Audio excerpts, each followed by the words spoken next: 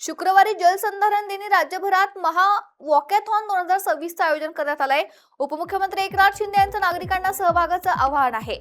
माती वाचली तर शेती वाचेल आणि पाणी जपलं तर उद्याचं भविष्य समृद्ध होईल।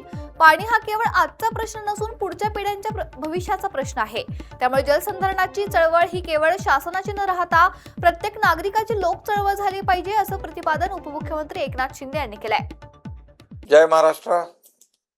माती वाचली तर शेती वाचेल, पाणी जपले तर उद्याचं भविष्य समृद्ध होईल।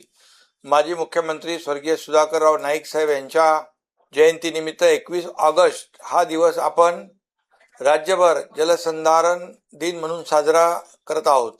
या निमित्ताने मृद व जलसंधारण विभागाच्या वतीने राज्यभर महा वॉकॅथॉन वॉक फॉर वॉटर आयोजित करण्यात आली आहे। पाणी हा केवळ आजचा प्रश्न नाही, तो आपल्या पुढच्या पिढ्यांच्या भविष्याचा प्रश्न आहे।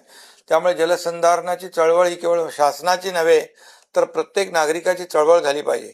15 ते 19 ऑगस्ट दरम्यान माती आणि जलसंधारण या विषयावरील रील चॅलेंज स्पर्धेचे आयोजन करण्यात आलेले आहे। मोठ्या संख्येने या उपक्रमात सहभागी व्हा।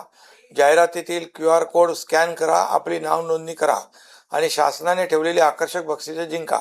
चला आज एक संकल्प करूया, पाणी अडवूया, पाणी जिरवूया आणि जलसमृद्ध, हरित आणि समृद्ध महाराष्ट्र घडूया। धन्यवाद। जय हिंद।